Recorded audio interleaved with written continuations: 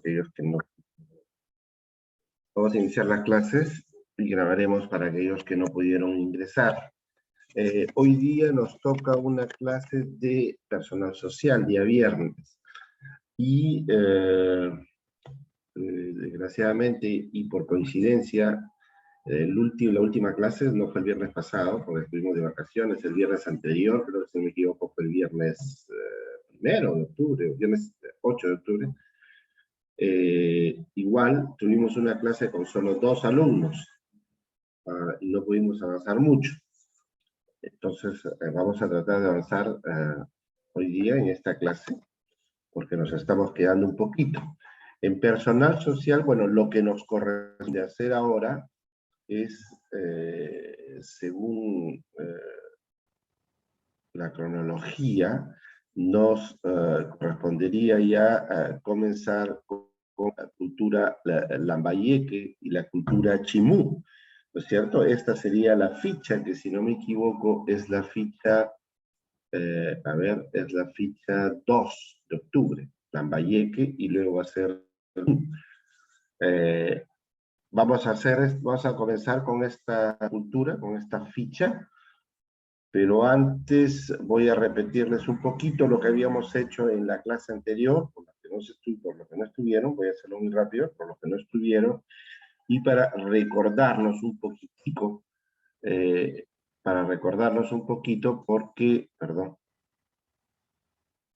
porque, bueno, ya son 2 semanas hicimos clases, una por las vacaciones y otra por los exámenes. Entonces vamos a recordar un poquito para saber en qué estábamos, ¿no es cierto? Entonces, saben que en historia estamos en personal social. Bueno, este ciclo le toca a ustedes sobre todo hacer historia del Perú. Hemos avanzado toda la historia del Perú desde la llegada del hombre.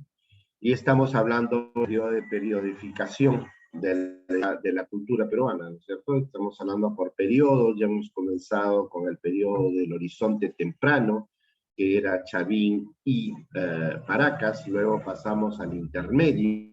El intermedio es el periodo entre dos horizontes, había un horizonte temprano y un horizonte medio, y entre los dos, abajo un periodo que se llama, no confundir horizonte medio con el periodo intermedio, porque intermedio hay 2 también, hay un intermedio temprano y más acá hay un intermedio tardío. Entonces, ¿qué es lo que tenemos que hacer ahora, no? Empezamos nosotros con el horizonte temprano, y en el horizonte temprano hablamos de Chavín, hablamos de Paracas. Ahí estábamos más o menos entre el 1200 y el 200 antes de Cristo. ¿Cierto? Después del periodo inicial, después del comienzo del periodo cerámico. Entonces fueron estas 2 culturas, cultura a Chavín, su trabajo en piedra, su cerámica monócroma negra, y la cultura a Paracas, en el departamento de Ica, y su característica principal, los textiles, ¿no? Los textiles y el trabajo de la medicina, ¿tá? Las preparaciones craneanas, las deformaciones craneanas, eso en la cultura Paracas, pero estas 2 culturas van a tener un decaimiento, aparentemente debido a un fenómeno climático del Niño, y que la gente perdió confianza en sus gobernantes, porque la gente confiaba en los gobernantes en base a que estos, que eran sacerdotes, porque eran sociedades teocráticas, gobierno de Dios, o sea, gobierno de los sacerdotes, la gente tenía confianza en los sacerdotes porque estos acertaban, eran muy buenos, estudiaban el cielo, las estrellas, tenían tiempo para hacerlo porque no trabajaban. Entonces, ellos predecían cuál iba a ser el clima, y eso era importante para sociedades completamente agrícolas, ¿no? Eso se dedicaban a la agricultura, nada más. No había otra cosa en esa época, no había industria, no había cerámica, no había nada, ¿no? Solamente agricultura, porque de eso comían directamente. Entonces los sacerdotes que observaban bien el cielo, conocían los movimientos de las estrellas, de los astros, adivinaban más o menos qué clima iba a haber. Y eso, como les digo, es importante para la agricultura. Pero cuando hubo un fenómeno climático del Niño, todo el clima se trastoca. ¿ah? Donde debería haber sol hay unas fuertes lluvias e inundaciones, y donde debería haber lluvia hay una fuerte sequía y grandes fríos. Entonces todo se trastocó, ya no acertaban estos sacerdotes con el clima, entonces la gente perdió confianza, y algunos gobernantes regionales dedicaron a dejar de lado ese pueblo, esa cultura, ese estado, y crearon su propio estado regional. Es así como estos dos grandes pueblos, Chavín y Paracas, decaen, ¿no? Van a decaer, van a tener una decadencia, y empiezan a surgir pueblos regionales. Cuando suben pueblos regionales, vamos a hablar pues de un intermedio, ¿no es cierto? El horizonte, les había explicado que el horizonte es cuando un pueblo eh, llega a su apogeo y domina todo el sector. ¿Ah? Pero luego, cuando el pueblo ya decae, y empiezan a surgir más bien pueblitos o culturas regionales que no dominan toda la región, a eso se va a llamar intermedio. Hasta que otro pueblo, otro de estas culturas, despega, se va hacia arriba y vuelve a crear un horizonte. Pero todos las grandes sociedades van a tener un periodo de crecimiento y un periodo de decadencia. Entonces vuelven a decaer, y ahí va a volver a haber un intermedio. Finalmente, en este segundo intermedio, otro pueblo, en este caso el pueblo inca, va a sobresalir de nuevo y llega a ser el último horizonte. Es así como tenemos tres horizontes. Lo que yo les explicaba, tenemos tres horizontes y dos intermedios. Como son tres los horizontes, el primero es horizonte, se llama horizonte temprano. Cuando es tres, en arqueología se llama temprano. El del medio va a ser horizonte medio. Y el último va a ser horizonte, lo contrario a temprano, horizonte tardío. Y como los intermedios, que son los estados regionales, solo son dos, ya no va a existir intermedio medio, solamente habrá intermedio temprano, intermedio, no es horizonte, discúlpenme. Esta línea, esta línea. Entonces, íbamos a hablar de intermedio temprano e intermedio tardío. Esta es la periodificación de la historia. Entonces, en el horizonte temprano, le decía, teníamos a los Chavín y a los Paracas. Luego esto decaen y pasamos al intermedio temprano. En el intermedio temprano hemos estudiado tres culturas regionales. Estudiamos primero la cultura mochica en el norte, cuya característica es los huacos retratos, ¿no? La cerámica, pero la cerámica en su reflejo, en la forma, ¿no? Dominaban la forma, era una cerámica escultórica. Ellos dominaban la forma, hacían unas cerámicas pictográficas en las que representaban escenas de la vida, su comercio, cómo se vestían, a qué se dedicaban, cuáles eran sus dioses, incluso su actividad sexual estaba reflejada en la cerámica pictográfica, pero tenía una cerámica escultórica que representaban el rostro humano, el cuerpo humano, perfecto, casi como los griegos, ¿no? Reflejaban cada una de las expresiones del rostro humano, de tristeza, de cólera, de enfermedad, y a eso se le llaman huacos retratos, ¿no? Se caracterizaron mochicas, sobre todo en la cerámica, pero en la forma, más que en el color, porque su color era bicroma, ¿no? Era roja y crema, dos colores nada más. Pero, sin embargo, la forma, dominaron la forma. Construcción, en cuanto a sus construcciones, hicieron pirámides, ¿ya? Hicieron pirámides truncas, no muy altas, en adobe, en bloques de tierra secos dentro de moldes, ladrillos, pero ladrillos de tierra. Esa fue la cultura mochica en el norte. Fueron ellos los que comenzaron a desarrollar el caballo de totora, que son esos caballos de paja que utilizaban para la pesca, ¿cierto? Luego, otro pueblo que estudiamos de esta época es el pueblo Nazca, en el intermedio temprano estamos hablando, ¿no? El intermedio temprano, otro pueblo que estudiamos es el pueblo Nazca. Nazca Estamos hablando de esto, ¿no? Desde medio temprano. Nazca se caracterizó por su trabajo de ingeniería hidráulica, ¿no? Son ellos los que hicieron los acueductos. Esa era la pregunta de examen, me desarrollaron varios, me dijeron varias cosas menos la pregunta. Yo decía que ellos desarrollaron acueductos, ese era su trabajo. Acueductos, ¿te acuerdas? Esas formas circulares que bajaban al subsuelo para captar el agua. Pero se caracterizaron también los nazcas por haber construido sobre lo que se llama la pampa del ingenio en Nazca, o líneas de Nazca también se le conoce, geoglifos, figuras de forma de ballena, de colibrí, de mono, que pasan los 100 metros y que aparentemente, según la señora María Reich, que era una gran era una matemática, pero arqueóloga no de formación, sino por pasión, y que se dedicó toda su vida a estudiar la línea de Nazca, a medirlas y a decir para qué la construyeron, cómo la hicieron. Y entonces se proponía que esas líneas fueron hechas como un calendario agrícola astronómico. Era punto de referencia con las constelaciones. Por ejemplo, esta era la figura del perro y acá estaba la constelación del perro. Cuando estaba en el mismo eje, ellos sabían que, por ejemplo, se acercaban las lluvias, se acercaba el sol, el tiempo de cosechar, etcétera, etcétera, etcétera. Entonces, esa fue una de las características de los nazcas, esa construcción de los geoglifos, geo, tierra, glifo, figura, ¿no? Figuras sobre la tierra, que se conocen como líneas de Nazca. Pero los nazcas también se caracterizaron por su cerámica, pero no por la forma, como los mochicas, sino por el color. Y finalmente, otro pueblo que estudiamos en el intermedio temprano fue el pueblo Lima, acá nomás cerca de nosotros, en Lima.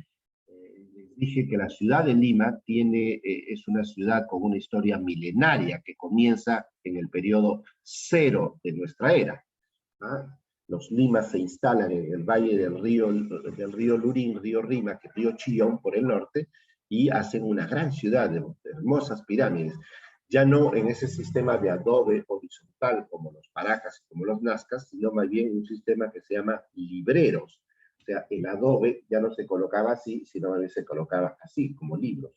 Eran adobes pequeños y se colocaban como libros. Eso daba una resistencia sísmica. Lo vemos, por ejemplo, si pasamos por Miraflores, hay varias huacas, la huaca Puyana, la huaca Guayamarca, acá cerca, Pachacamac, todos ellos comenzaron a ser construidas con los lima, cero de nuestra época hasta el 700. Entonces, todo eso es el periodo del intermedio temprano. Luego, en ese periodo, un pueblo, en Ayacucho, el pueblo Huarpa, comienza a crecer un poquito, comienza a crecer, y otro pueblo más que está en la zona del altiplano comienzan a crecer, y logran a construir grandes imperios que van a dominar toda la región. Por eso pasamos a lo que se llama intermedio, este periodo de acá, que se llama intermedio, perdón, horizonte medio, ¿cierto? Este periodo de acá. En el horizonte medio se van a formar lo que es el periodo de los imperios, así se llama, dos grandes imperios, el imperio Huari y el imperio Tiahuanaco. El imperio Tiahuanaco en el altiplano, en la meseta del Collao, otra pregunta de examen, que iba desde el sur del Perú, Puno, el lago Titicaca, casi toda la Bolivia, todo el altiplano boliviano, el norte de Chile y el norte de Argentina. Todo eso se formó un vasto imperio que se llamaba el imperio Tiahuanaco, con un dios que se llamaba el dios Huiracocha, y cuya característica fue de que fue un gobierno militar, religioso, pero sobre todo militar. Así lograron expandirse con ejércitos, ganaron territorios, ¿no? Por eso fue un gobierno más teocrático militar. Y un poquito más al norte, el pueblo Huari. El pueblo Huari, o el imperio Huari, sale del pueblo Huarpa de Ayacucho, que van a tomar la tecnología nazca y la religión tiahuanaco. La pregunta del examen fue, ¿cómo surge el pueblo o el imperio Huari? Surge de la confluencia de los pueblos Huarpa, Nazca y Tiahuanaco. ¿Ah? Entonces, este pueblo, Huarpa, toma ese aspecto militar y religioso de los, imita ese aspecto militar y religioso, incluso adoptan a su dios, de los tiahuanacos, el dios Huiracocha, toman la tecnología, la cerámica Nazca, y empiezan a invadir toda la costa y la cordillera de los Andes del actual Perú, si se quiere, ¿no? Y se convierte en un gran imperio que se llama el Imperio Huari, que van a imponer, otra pregunta del examen que algunos no respondieron, que impusieron los Huaris. Impusieron tres cosas esencialmente: el idioma quechua, su dios Huiracocha, que ellos lo habían tomado de los tiahuanacos, y la utilización de los quipus, que eran ese sistema de cuerdas con nudos de colores que servían para llevar la contabilidad. Eso se llamaba quipus. Entonces, ganan un gran espacio, los huaris, y van a construir una capital que está en Ayacucho. Por eso se le llama imperio, ¿no? Porque hay una capital en Ayacucho y habían ciudades que eran capitales de región, como Marcahuamacu, Chuco del Norte, Pachacamac, aquí, Piquillacta, en Cusco, eran capitales de región. Y un vasto sistema de caminos, ¿ah? De caminos que después lo mejoraron los incas, pero hicieron más de 30.000 kilómetros de caminos que unían su capital, Ayacucho, con todas estas ciudades del norte, del sur y del centro del Perú. Otra cosa que ellos lograron hacer es dominaron las diferentes capas ecológicas, ¿no? Tuvieron ciudades en el mar, ciudades a 800 metros, ciudades a 3.000 metros, ciudades a 4.000 metros.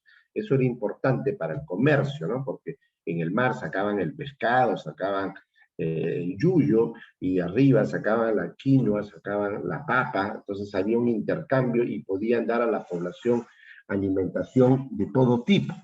Por eso era importante dominar esos niveles ecológicos. Pero, como les dije en la primera parte, todo pueblo crece después, una vez que llega arriba, empiezan las luchas entre ellos mismos y tiene su decadencia. Y acá en el Perú también pasa ese fenómeno climático del Niño y hace pues que estos dos grandes imperios, Tiahuanaco y Huari, van a decaer en los años 1000 después de Cristo. El horizonte medio es más o menos entre el 700 y el 1000 después de Cristo, 700 cuando decae Paracas, Mochica, Nazca, y el 1000, ¿no es cierto?, en el periodo de los imperios. En el 1000 hay un fenómeno climático del Niño muy fuerte.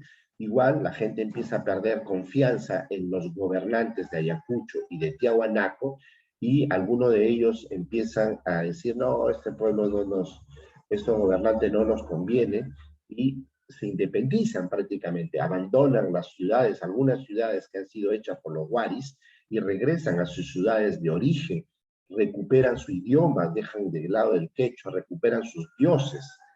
Empiezan a tener sus propios dioses. Entonces,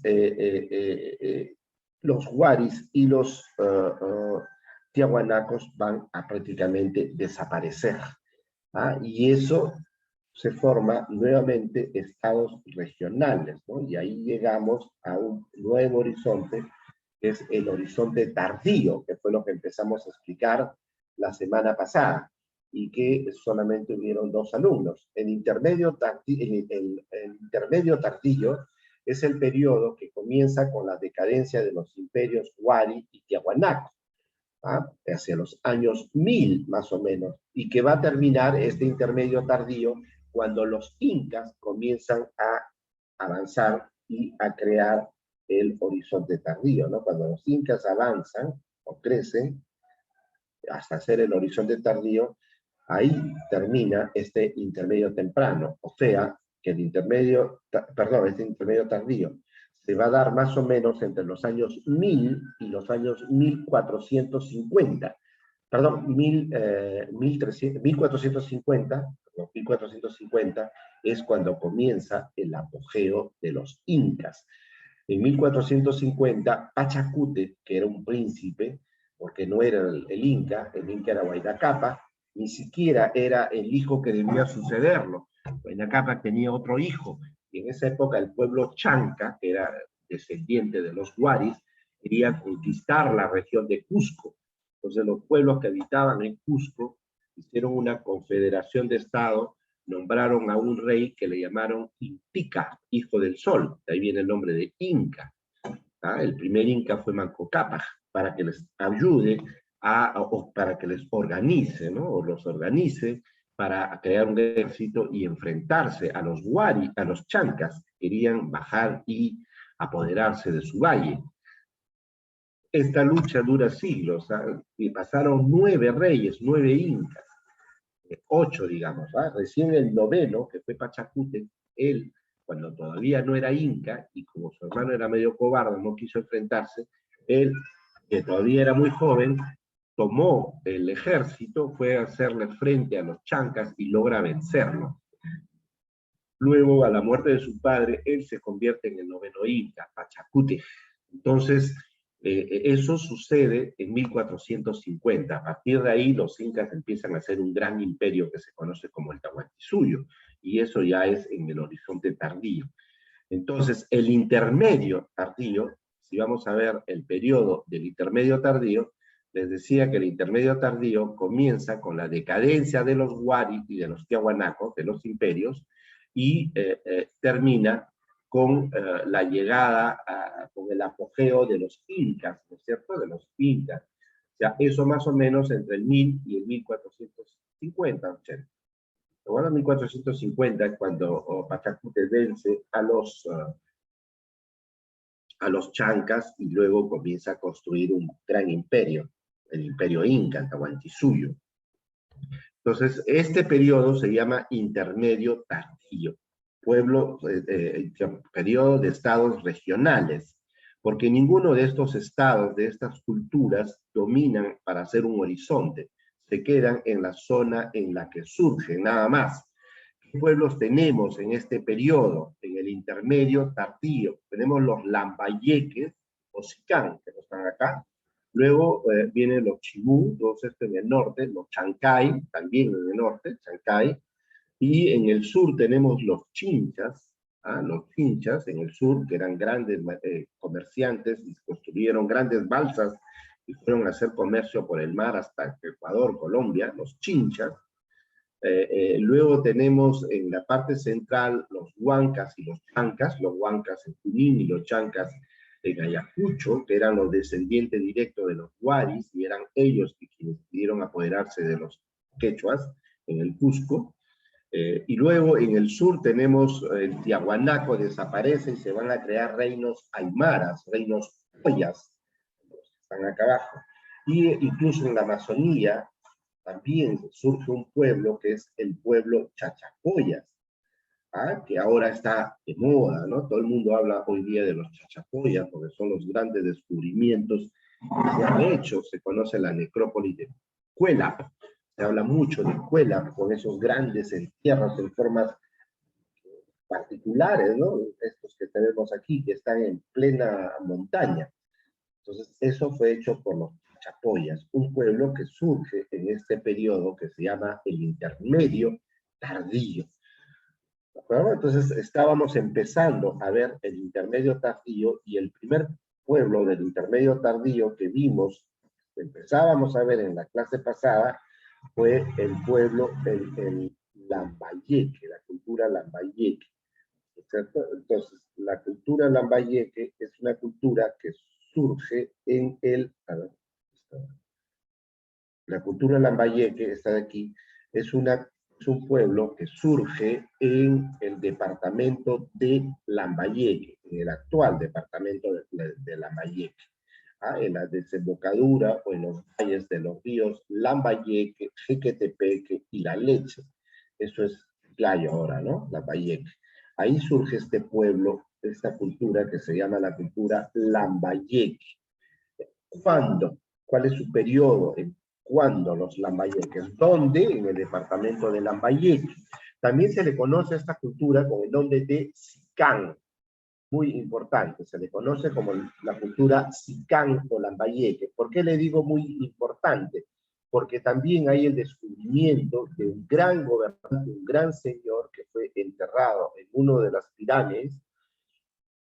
No hace mucho, unos arqueólogos japoneses hicieron el descubrimiento de un gran entierro, donde había una persona que estaba enterrada de cabeza, con los pies arriba, vestido completamente en oro, aparentemente había sido un gran gobernante, y alrededor de él, el cuerpo sacrificados de su esposa, de sus hijas, de un servidor, de un militar. ¿Ah? Bastante oro, plata, bastante cerámica en este entierro, que se le conoce como el señor de Sicán. ¿Ah? Y ahí le digo, hay que tener mucho cuidado, porque también yo ya les había mostrado otro entierro, pero este entierro había sido Mochica. Mochica es, acuérdense, entre el 100 de nuestra era y el 700, o sea, mucho más antiguo. Acá ya estamos hablando entre el 1000 y el 1350, ¿ah? O sea, 700 años después, es el señor de Sicán. El entierro Mochica se le conoce como el señor de Sipán. Ahí se encuentra también una gran personaje, probablemente un gobernante, Mochica, que había sido enterrado, pero esta vez con cerca de 16 personas, entre sus esposas, sus guardianes, sus militares, sus servidores. Entonces esta persona no, moría y no la enterraban sola. Sacrificaban a todo su entorno más cercano para que enterrarlos con él y que viajen hacia el Hanan Pach, hacia el mundo superior. Entonces este entierro, también con mucho oro, muchas cerámicas, se conoce que fue ha sido el descubrimiento arqueológico más importante, según la National Geographic, en la segunda parte del siglo 2000 a nivel mundial, del siglo XX, XXI, del siglo XX, o sea, el señor de Sipán, ¿cierto? Que fue descubierto por el señor Walter Alba, un gran arqueólogo. Entonces, esto es el señor de Sipán en el periodo Mochica, entre el 0 y el 700.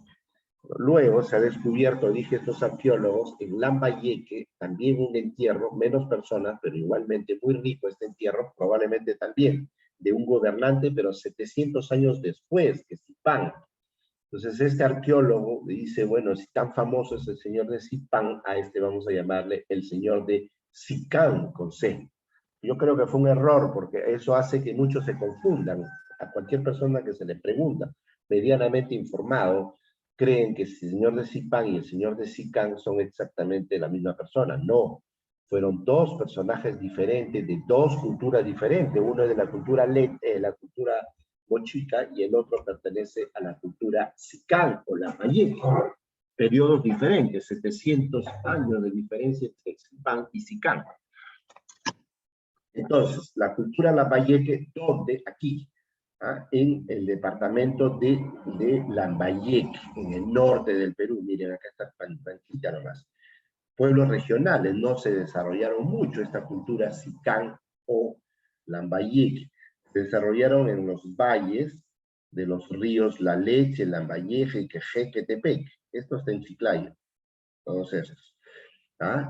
Según la leyenda, y toda leyenda tiene algo de histórico y real, según la leyenda, un gran personaje, probablemente Mochica, una vez que los Waris van a decaer, le digo, empiezan a surgir gobernantes regionales que dicen, no, ya no queremos saber nada con los Waris, con la capital Ayacucho, ellos nos dijeron que no iba a llover y que ahora estamos inundados, mentira, ellos dicen que hablan con los dioses, no, vamos a regresar a nuestros dioses, entonces aparentemente un gobernante, un noble descendiente de los mochicas, hace un llamado, toma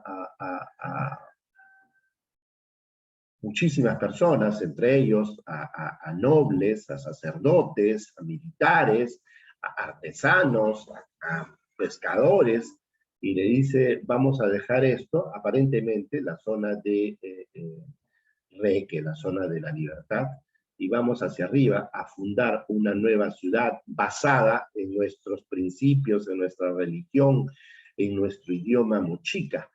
Entonces, este hombre, acompañado de centenas de personas, cada uno en un caballito de totora. Acuérdense que los caballitos de totora son aquellas embarcaciones, esta de acá, ¿no? Hecha con una paja. Estos son los caballitos de totora. Y este es ese personaje. ¿Ah? Esto nos sale de una cerámica, de un textil. También está en la cerámica esta imagen de la época. Aparentemente este personaje es el Nailam, así se llama, Nailam. Entonces Nailam no es un dios, Nailam es un gobernante, probablemente descendiente de los mochicas, que llama a una parte de su pueblo y le dice, vamos mar arriba. Toman centenas de estos caballitos y empiezan a subir hacia el norte del Perú. Y cuando llegan a la desembocadura del río Lambayeque, ¿ah? Acá está el río Lambayeque, a la desembocadura, aparentemente venían de acá, del sur, suben, y cuando llegan a la desembocadura del río Lambayeque se dan cuenta que era un valle muy fértil, muy verde, mucha agricultura. Entonces Nailam dice, voilà, aquí nos vamos a quedar, y aquí vamos a fundar nuestra ciudad. Todos avanzan unos 2 kilómetros y se instalan.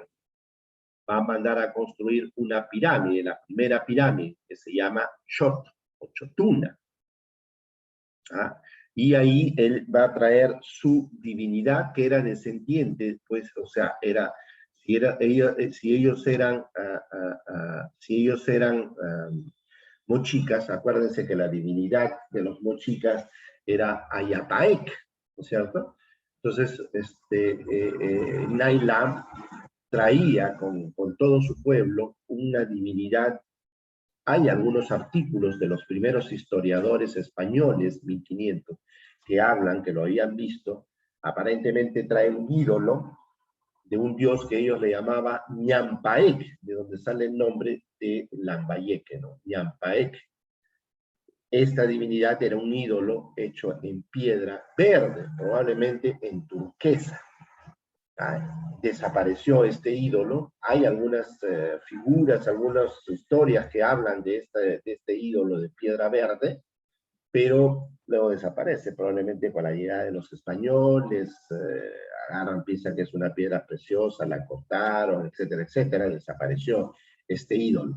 Pero Nailam llega con este centenares de personas, baja, instala una ciudad, o sea, hace una pirámide y ahí un templo y coloca su divinidad Ñampaek. Esta primera pirámide se llama la pirámide de Chotuna, porque está en el pueblo, en la región de Chot. Chotuna, así se llama. Es la primera capital de los Lambayeques. Pero ¿qué va a pasar? Como estaba muy cerca del mar, la desembocadura, esos ríos cuando llueve inundan y toda su región se quedó inundada. Entonces ellos se trasladaron, acá estaba Chot, se trasladaron aquí, perdón, trasladaron aquí, que es la región de Tucumán, y ahí está su segunda capital, Tucumán. Aparentemente también en Tucumán tuvieron problemas de inundación y se trasladaron esta vez a Batán Grande, que es su tercera gran capital, gran ciudad. Y ahí en Batán Grande, ya en 1350, por supuesto que Nailam había muerto y eran sus descendientes que gobernaban, ahí en Batán Grande, cuando estaban en la ciudad de Batán Grande, ahí vivían, esa era su capital de los Lambayeques, son invadidos por los Chimú. Los Chimú venían de más abajo, del actual departamento de la Libertad. Son invadidos por los Chimú, más o menos por los años 1350. Entonces, este pueblo Lambayeque surge más o menos entre 1000 y en 1350, en el que ya van a ser invadidos por los Chimú, que a su vez serán invadidos por los incas, ¿ah? Por los incas. Entonces, esta diapositiva es muy interesante porque nos permite ver la juxtaposición de pueblos, de culturas en una misma región. Acá estamos hablando del norte nada más. Miren, primero eran los mochicas, eso que está en amarillo pertenece pues a la cultura mochica, ¿no es cierto? Esta. Entonces, primeros eran los moches o mochicas, más o menos entre el 100 y el 700, les había dicho, todo lo que está en amarillo. ¿Ah? Y ahí surge el señor de Zipán y Pampa Grande, que es la capital moche. ¿Ah? Pero luego esta zona es invadida por los huaris, ¿no es cierto? Entre el 700 y el 1000 es invadida por los huaris, allí se influencia huaris. Son los huaris los que llegan ahí, al comienzo se mezclan un poco con los moches, pero después ya dominan los huaris. ¿Ah? Y más o menos a partir del 1000, lo que le estoy diciendo, a partir del 1000 surge el pueblo Lambayeque por acá hasta 1350. ¿Ah? El pueblo Lambayeque o Sicán. ¿Ah? Y luego estos son invadidos por los chimú. ¿Se dan cuenta? Como una se va juxtaponiendo a la siguiente, por los chimú, y después los chimú son gobernados, dominados por los incas en 1450 más o menos. ¿Ah? Y finalmente llegan los españoles y se acabó todo. Vamos a quedarnos aquí, esta primera parte. La segunda clase de 10:30 terminaremos con lo que es Lambayeque y a ver si comenzamos con lo que es